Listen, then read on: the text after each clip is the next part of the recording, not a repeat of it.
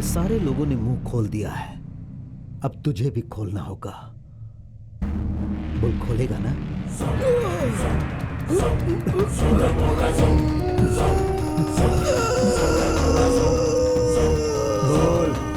बोल। तुम कुछ भी कर लो, मैं मुंह नहीं खोलूंगा। ह्यूमन बॉडी में सिर्फ 2 स्क्वायर मीटर ही चर्बी होती है। कोई भी हो, अगर 1 स्क्वायर मीटर कुछ अंदर जाता है तो सच बोल ही देता है। देखता हूं तू कब तक सहेगा।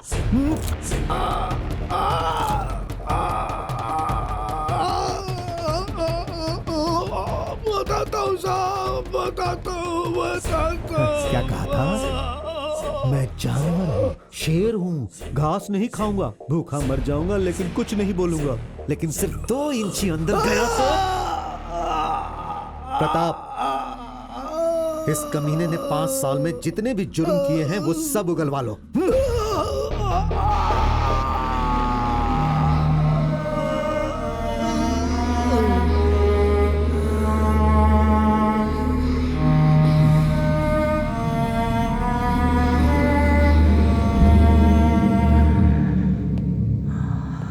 साहब, आप जीत गए साहब। हमारे मुंह से सच उगलवा लिया साहब, पर ये अंत बिल्कुल नहीं है साहब। तुम्हारे पास कोई असली गवाह तो है ही नहीं। अगर मैं हारने वाला होता तो भगवान का त्रिशूल मिलने के बाद तुम सब मुझे नहीं मिलते। वो हथियार देने वाले भगवान गवाह नहीं देंगे क्या? ये भगवान का ही निर्णय है। अब तुम लोगों के बचने का कोई चांस नहीं है।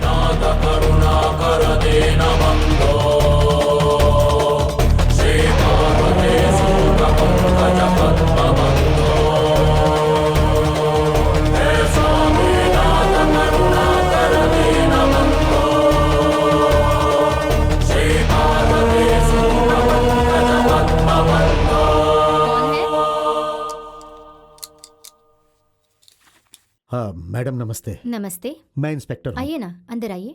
Thank you. बैठिए।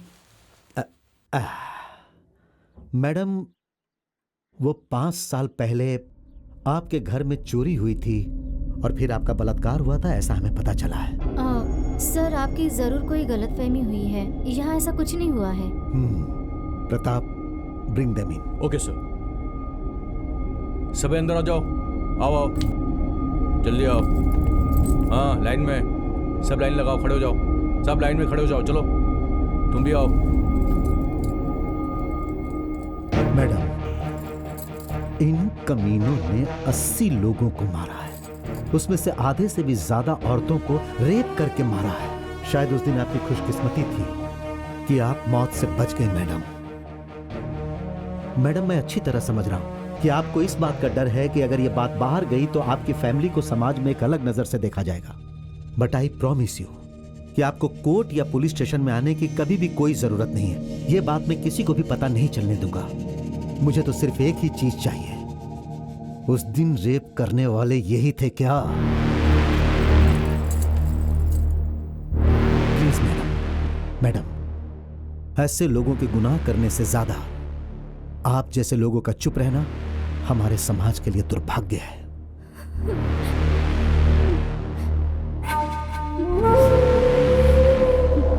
राक्षसा, नर नर राक्षसा, राक्षसा, नर नर राक्षसा, राक्षसा, नर नर राक्षसा। ये नीच लोग हैं सर, उन्होंने मेरा बलात्कार किया है। Madam please, madam control yourself madam, please. Madam शांत हो जाइए मैडम, प्लीज प्लीज मैडम। आइए आइए, बैठ जाइए बैठ जाइए।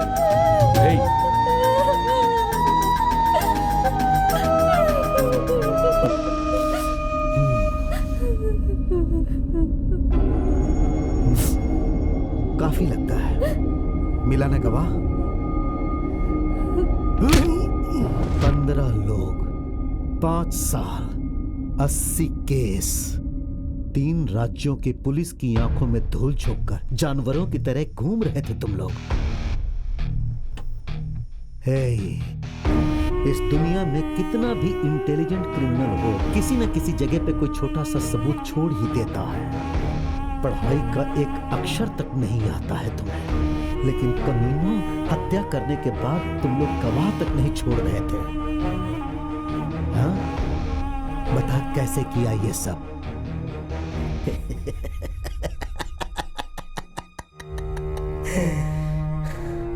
आपको पता है साहब, जब मैंने पहली हत्या की थी तब भी पकड़ा गया था।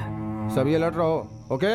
हाँ, किसी को भी अंदर मत आने देना। नाकेबंदी कंट्रोल रूम, कंट्रोल रूम। ठीक है, ध्यान रखना। रुको। हाँ सर, चेकिंग चल रही है सर। कहाँ से आ रहे हो तुम लोग? पार्टी से आ रहे, पार्टी बहुत जल्दी में लग रहे हो। ए, इधर आओ। जी इसे लेके जाओ।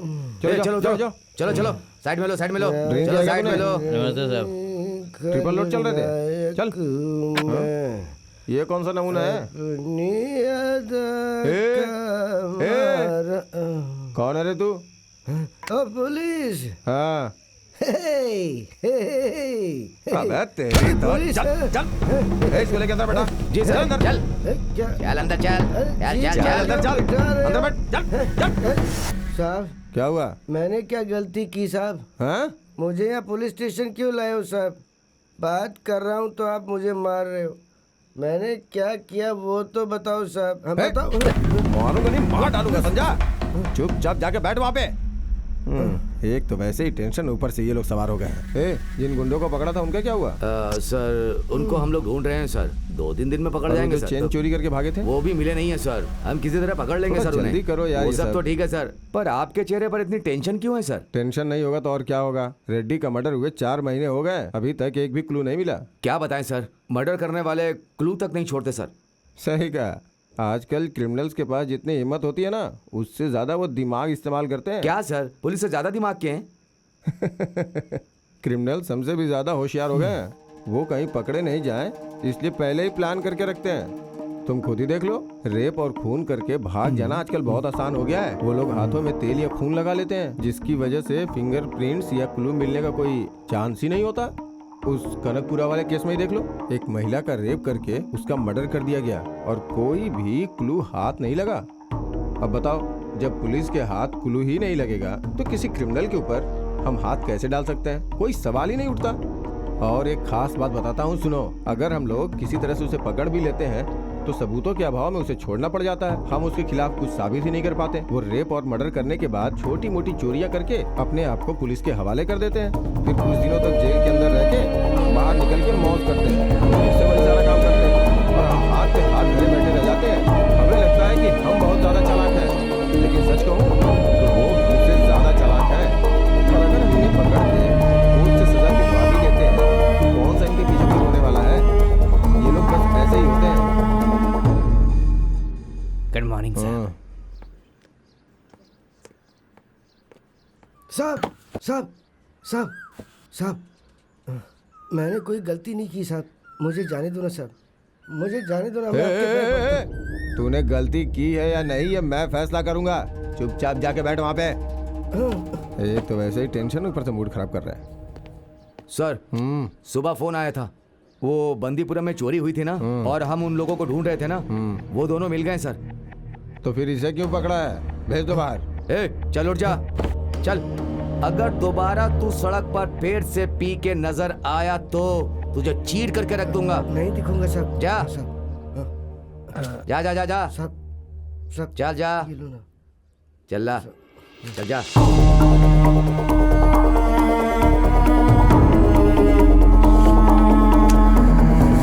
तुम पुलिस वालों ने ही ट्रेनिंग देकर इस शेर को पिंजरे से बाहर छोड़ा।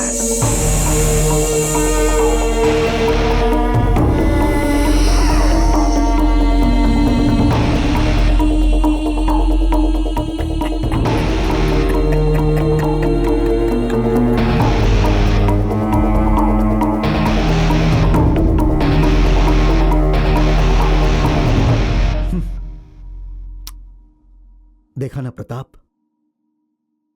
हमारे ध्यान न देने के कारण कितने सारे निर्दोषों पे जुल्म हुए हैं। हाँ सर, और अगर न्याय करना है तो इनका एनकाउंटर करके खत्म कर देना चाहिए। नहीं प्रताप, कोर्ट में इन्हें शिक्षा दिलाते हैं।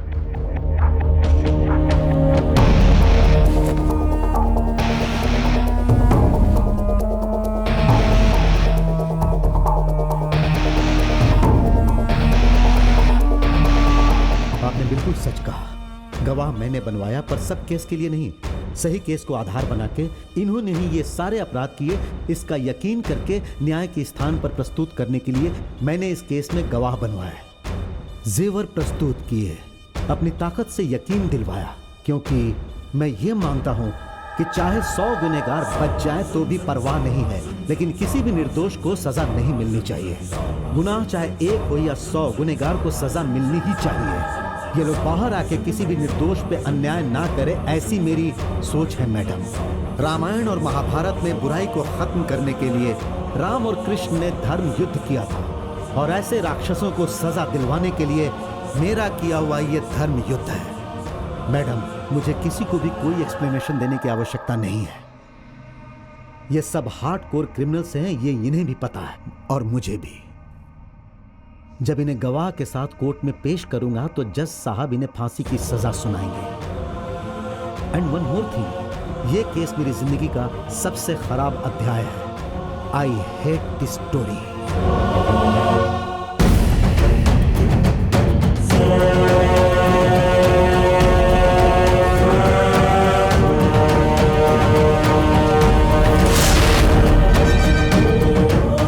There is no absolute truth in the world.